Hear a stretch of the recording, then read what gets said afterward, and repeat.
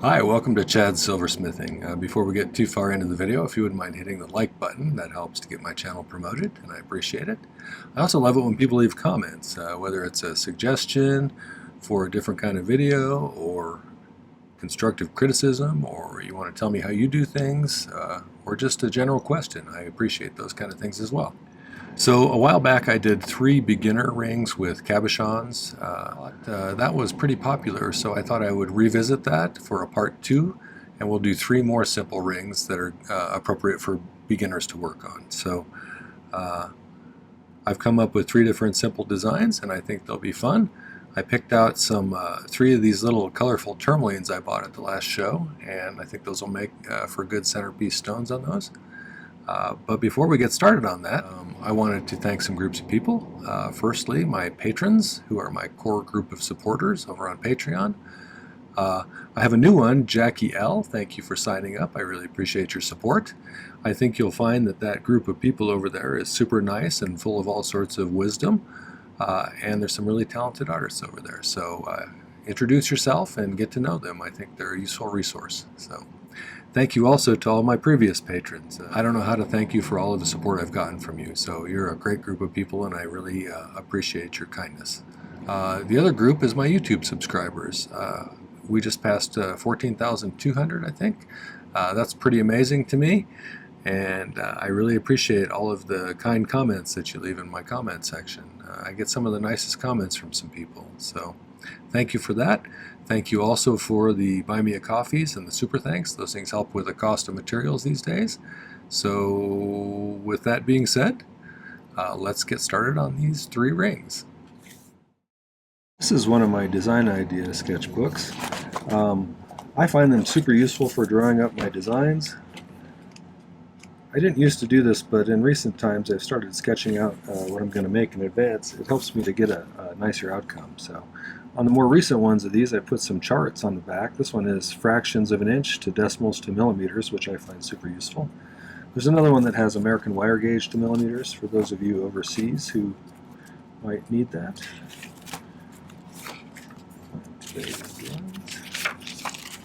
Alright, so here's the 3 designs I drew up today. They're all relatively simple. The first one is just going to use some 10 gauge square wire, and I'm going to flare the ends, and I may bend them down like this a little bit to give them kind of a steeper angle. I'm not 100% sure if I'm going to do that or not, but they're going to taper inwards also and come into contact with the bezel. The second one is going to have a piece of 14 gauge square that I taper down at either end, and we'll shape it into kind of an S shape. And I was thinking I was going to put a silver ball in this side and a bezel in this side that are about the same size, and then we'll add a like half round 8 gauge half round band, which is about 3.25 millimeters wide. 14 gauge is 1.6 millimeters. This one I'm going to use 12 gauge square, and I'm going to make kind of an abstract one. And so I think I'll cut a piece this length, and I will file it to a taper so that they re-merge nicely. And this is one of those ones you could do in a lot of different shapes with different variations, so I think this one could be a lot of fun. But I'll flatten part of it up here to kind of make it wider, and then so it gradually tapers. And I may taper it down a little narrower at this end. I haven't decided yet. So, but I think that'll be a cute one. And 12 gauge square is 2.01 millimeters roughly. For all 3 of these, I made the bezel in advance so we could focus on the bands. And I picked some little pretty tourmalines. I got this little bag of tourmaline cabs the other day at a show. So here's one. There are all sorts of pretty colors. So I picked 3 distinctly different ones. And I thought, I don't know which one I'm going to do for which one yet, so we'll just have to make an arbitrary decision when we get there. But so we'll start with this guy though, and I need a piece of 10 gauge square wire. For the bezels on these, I did open back bezels like this, and if you're interested in seeing how to do an open back bezel, I'll put a link up here for you to a video that shows you that. So Alright, so we need to figure out what size we want. So let's say we're going to make a size oh, I don't know, 8. Let's try a 7.5 or an 8, somewhere in there. So let me cut a piece of paper. Okay, so if we're gonna, let's go for an 8, just for giggles. So we'll wrap it right around an 8 there and cross it over. And I always make an extra about 1/8 of an inch there, and probably 2 or 3 millimeters extra. And I'm going to make a mark on the side that I went around the mender with so I don't measure on the wrong side, because I occasionally will use that size and end up with the wrong size ring. The other thing is, though, since this is going to be in between those things, we got to have roughly that much deducted from the length of the band, because this is going to be sitting on top of the finger. So we can take that and kind of subtract that from that length. And we'll cut a piece of 10 gauge that long then. So let's do that.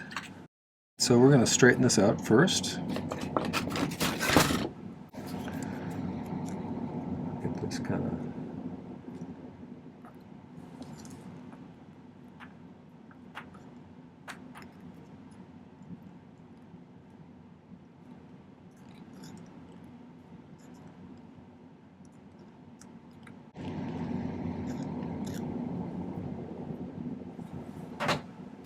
Let's file this bevel cut off.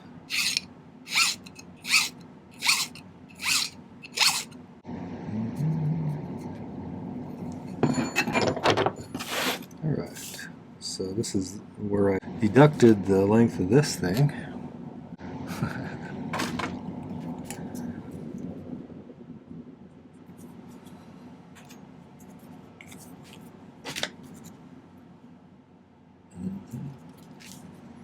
I'm going to cut it a little long with these and then file it flat. And I'm going to put these little guys back in here so I don't accidentally knock them off the table or something.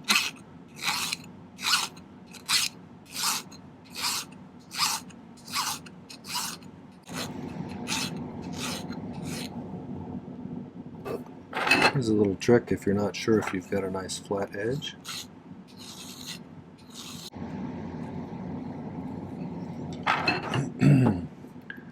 So if you hold it against a contrasting color,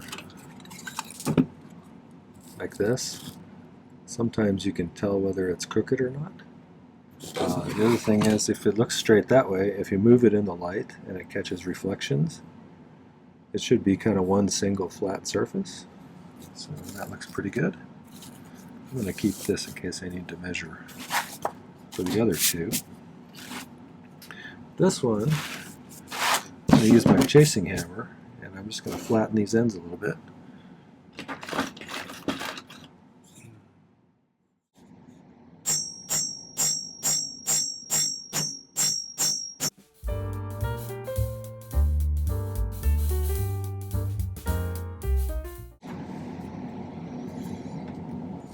Now let's see if it's stretched too much. If it did, we'll cut it off a little bit.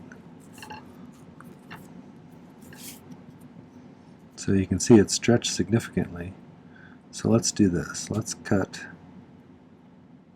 file one end flat, cut this end off, and I'll flatten it again. I don't want to cut off too much of the flattened end on each side. So.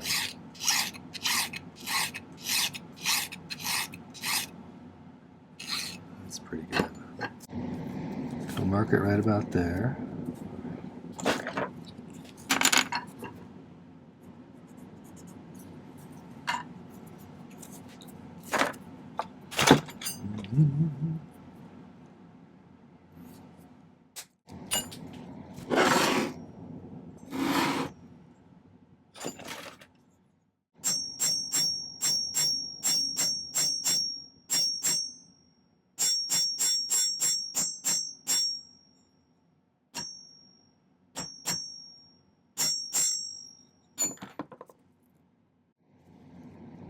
Now we're within filing distance, I think. Okay.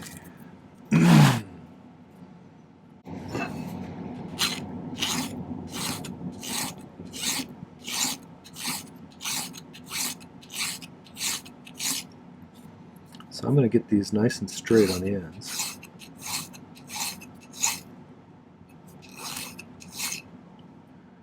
And then I'm also going to take this part here and file that so it's a single flat surface. So if you're new to silversmithing, when you pound on something like that, a piece of silver, like most metals, it's going to get harder and harder. It does what's called work hardening, where the atoms inside of it kind of line up and form stronger bonds, so it makes it stiffer and stronger. But it also makes it harder to bend and manipulate any further. So what I'll do is I'll anneal it, which is where you take it up to almost where it's kind of a dull red color, and then just let it cool off. What that does is it re-randomizes the atoms inside of it so it's softer and easy to bend again. So that'll make it easier to work with. I won't be using solder on this particular thing, but if you haven't been to my channel before, I use hard silver sheet solder for almost everything. I use a liquid flux that I dribble on and sometimes spray on. My torch is a Silversmith model, which is their acetylene air torch, and it's a great torch for silversmithing. They're not a sponsor, but I would take a sponsorship from them because they're a good company, I think. At least they make a nice torch.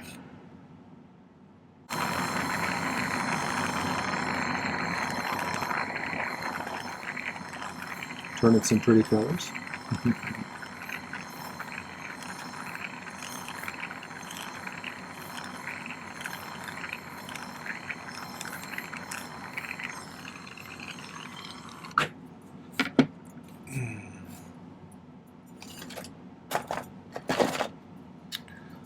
Move it to a cooler surface so it cools off really quickly.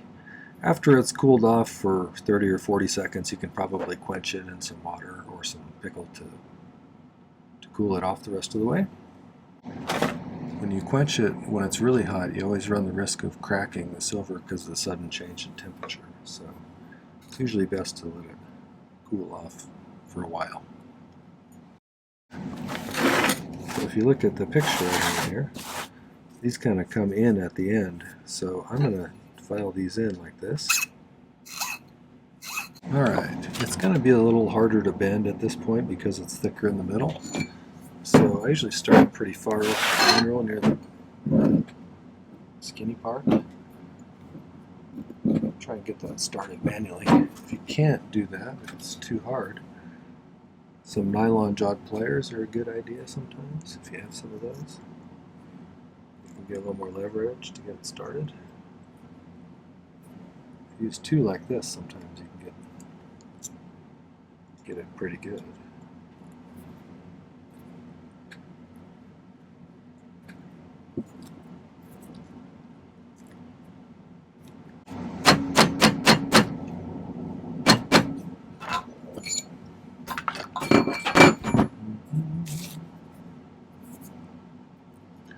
Again, if it starts to get too hard to work after you've done this, you can always anneal it again, because while we're doing this, we're hardening it again. So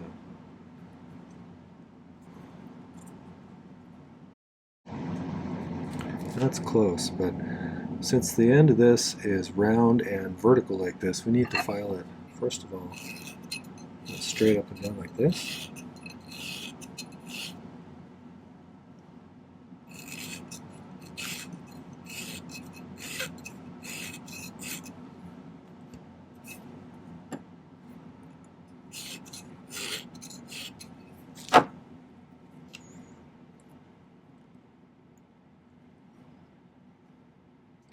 That'll prevent it from continually trying to pop out the top, and you also get a better solder joint.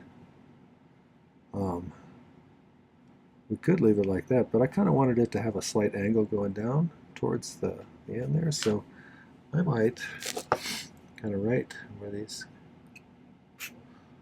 right there.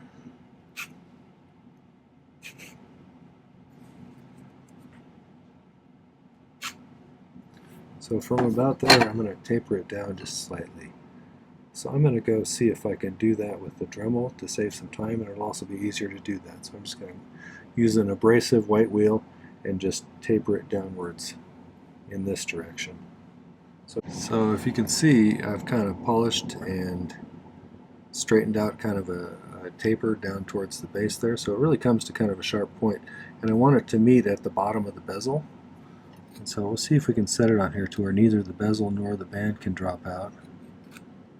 Find a good distance there. Put that under there.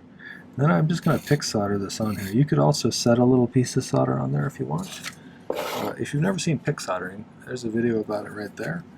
It's a useful skill to develop. Another way you could do this is to take a magnesia block, push the bezel all the way in to where just the bottom sticks out, and then elevate that band up with a third hand so it's pointing downwards, and then solder it that way. That would work as well. I think pick soldering is slick though. It really made me capable of doing a lot more. So let's flux this and dry the flux. So like I said, you could just put a piece right there, but I'm going to pick up a little bit with my soldering pick, like that. And most of the mass is in the band on this, so much of the heating needs to go down there. Using a third hand seems convenient sometimes, but one thing that's a disadvantage is it soaks up a lot of heat, so when you're trying to get your piece up to the soldering temperature, sometimes it can be make it a little harder to get it there.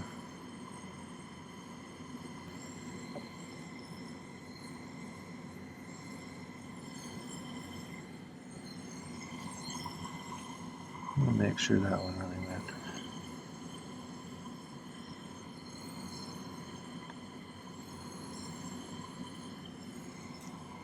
Okay. That looks pretty good. I seem to have a good solder joint on either side. Again, just because I did open back bezels on this one, you wouldn't have to. You can do a closed back bezel here. And I would imagine this would look nice with a faceted stone set in an open back one like this as well. So let's let that pickle and we'll move on to the second one. Alright, so we need to cut a piece of square wire 14 gauge. Let's find out 14 gauge here soon. Now I'm going to cut it. Well, let's do this. Let's figure out how long a piece we need by bending a different kind of wire to this length using my bail making pliers.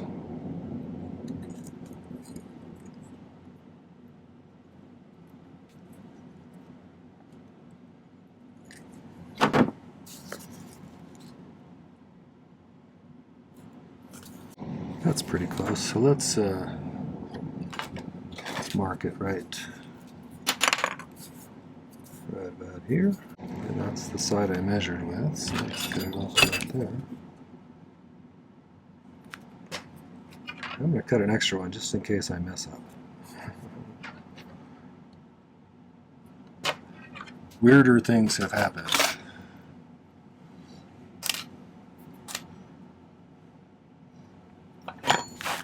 So I'm going to just taper this down on either end and do it kind of gradually.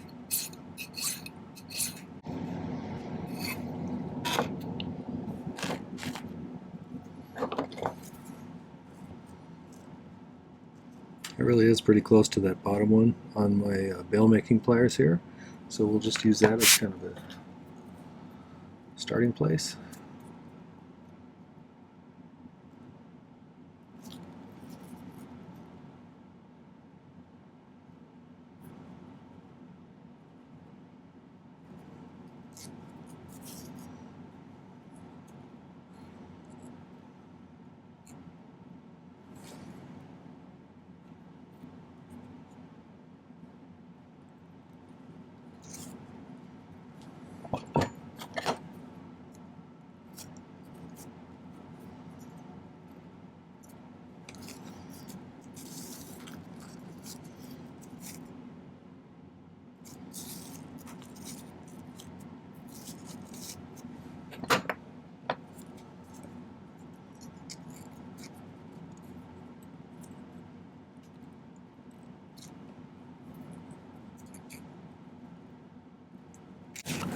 So I want to solder this one in here, but I need to make a little silver ball to match it on the other side.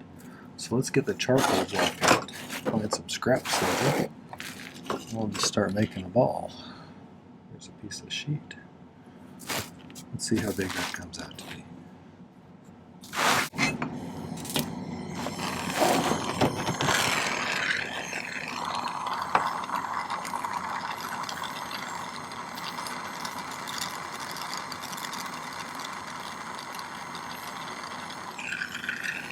That's going to be slightly too big.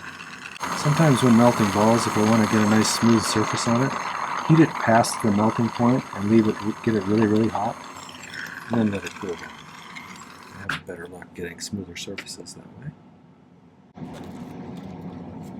If we solder them both like that, I think that's what I should do. So let's do that. What's the worst thing that could happen?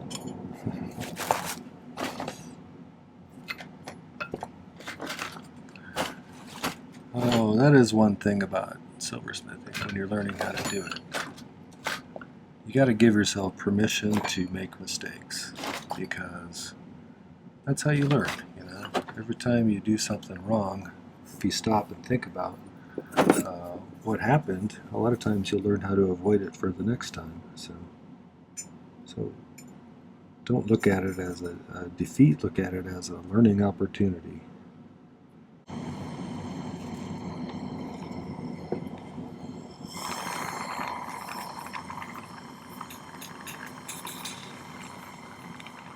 Seems like there's probably a lot of variations with this you could do.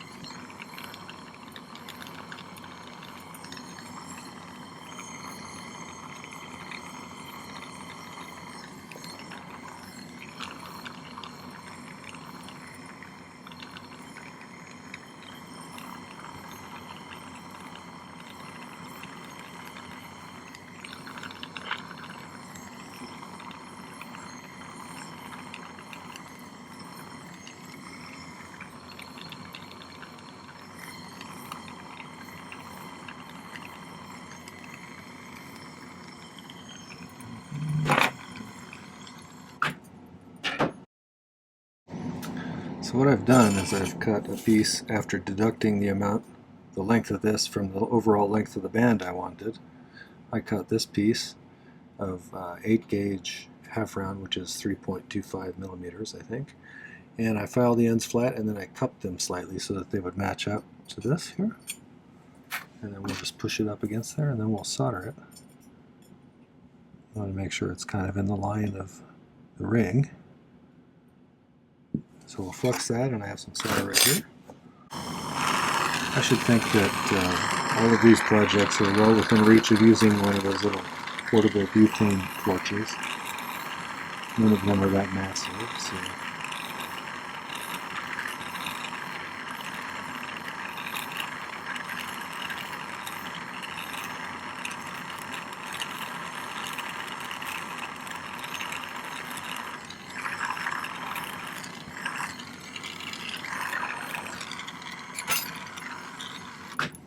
I'll just make this into a band. It's not going to want to bend right here very much, except for in between these two. So we might be able to do a little gentle manual bending right there. It's definitely going to have two points where it doesn't bend much.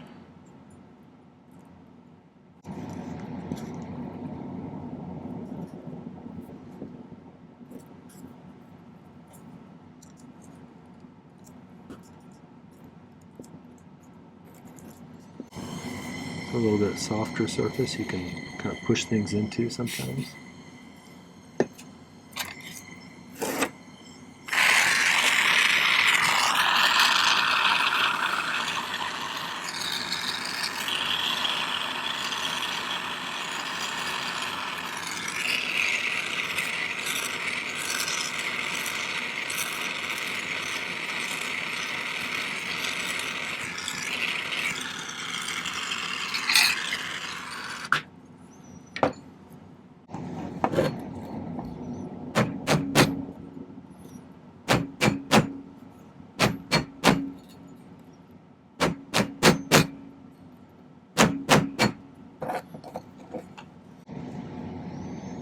It'll be interesting to see if that's popular or not. It's intriguing. I knew it was going to be difficult to get these ones to bend much because they're thick and solid there. And that's fine, I kind of expected that. I was hoping to be able to get the center point a little more curved. Like that. So it's not quite so peaky.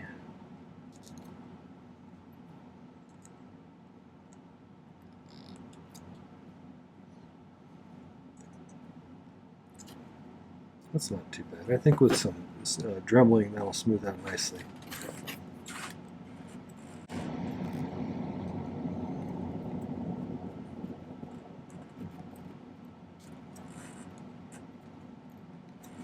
Okay, so I'm going to pickle that and we'll get on the third one.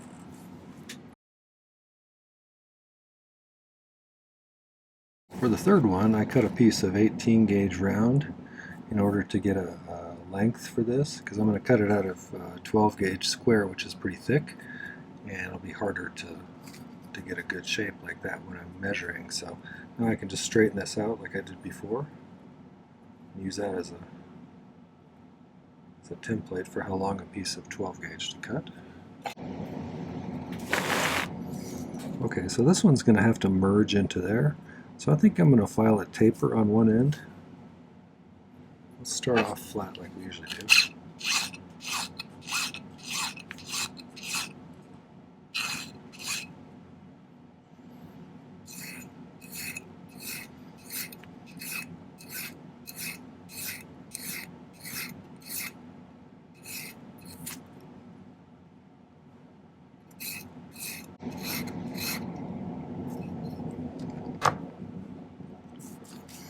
Okay, so we'll kind of do that.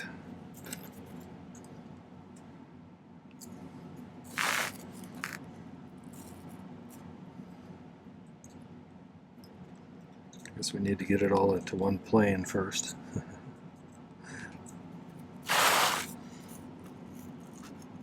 Nice and close.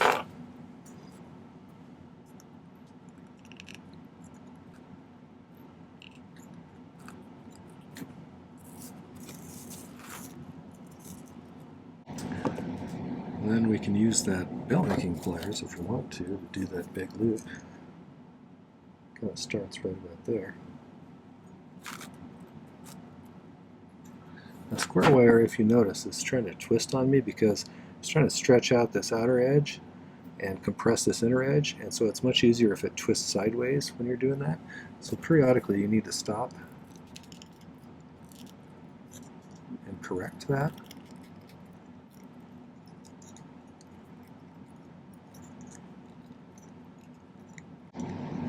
Otherwise, by the time you get a sharp bend, it'll be completely twisted on its side. Then what would people say? Let's say, did you see his weirdly twisted wire? We don't want to buy his jewelry.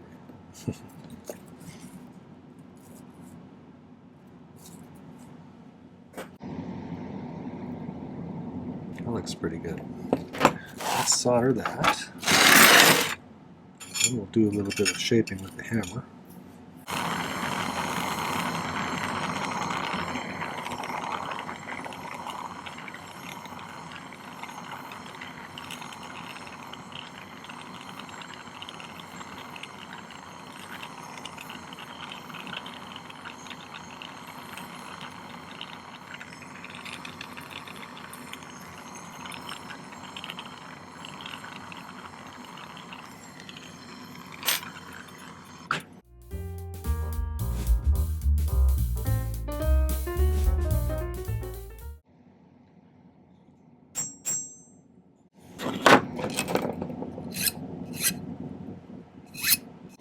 I think I like that better than where I had it. I had it a little bit further over here, but I think I like it a little bit more up there. So I'm going to solder it there. I don't always have to stick with our original plan. I'm going to try and get this hot enough to anneal it as well as solder this on here, so because I work hard and get pretty done.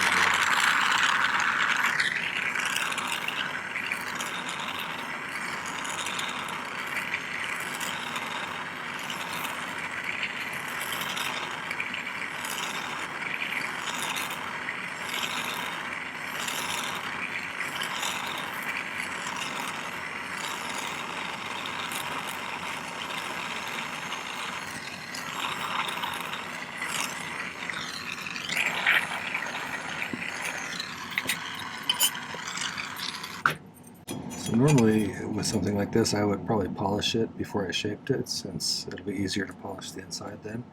But kind of interested to see how this shape comes out.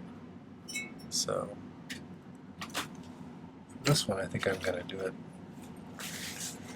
the opposite order.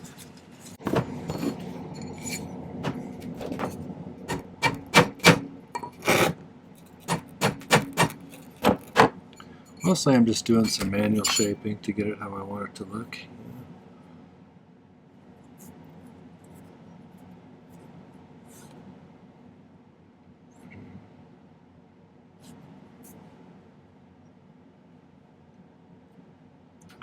That's kind of where I wanted it. So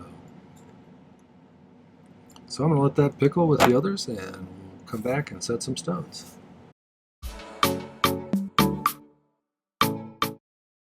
Okay, so I saved one to set the stone in, and I filed the bezel down to the correct height. We're going to pop this blue one in here. And I do this a little differently than some people do. I use the flat side of my chain nose pliers as a bezel pusher. And so I'll use that to kind of push it up against the bezel.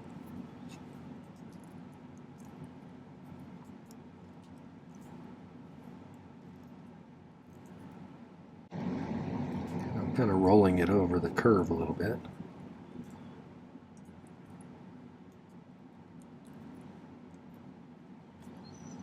And the last stage is going to be burnishing, and I'm going to use this kind of polished outer part of the chain nose and just rub that top edge.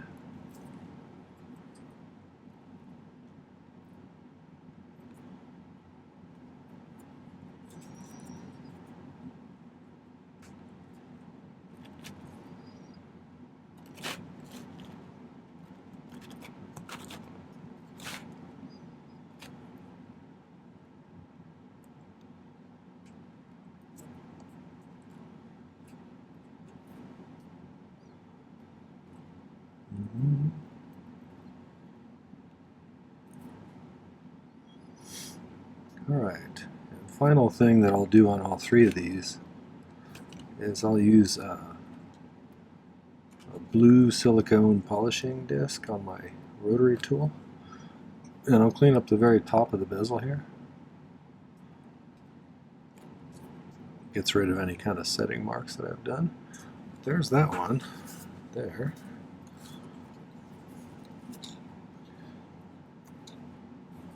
That's kind of what I was looking for. Here's this one.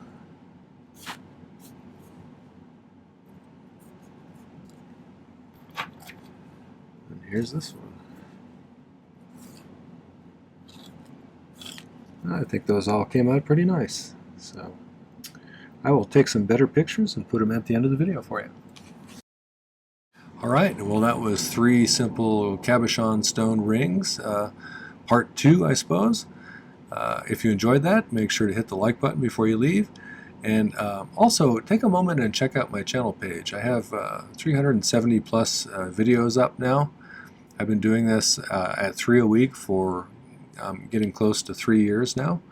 And so there's quite a bit of content, and I'm sure you'll find something else that you might find interesting as well. So lots of good project ideas, some techniques and some skills you could learn. Check them out and make sure to subscribe to my channel. I'd love to have you as a subscriber. Last thing is, check out the video description down below. There's some important links. There's a link to my ebook if you're interested in finding out about that. It's a guide to my 2023 videos. There's a link to my merch store if you want to get one of those nice design idea books. Those are super useful to me.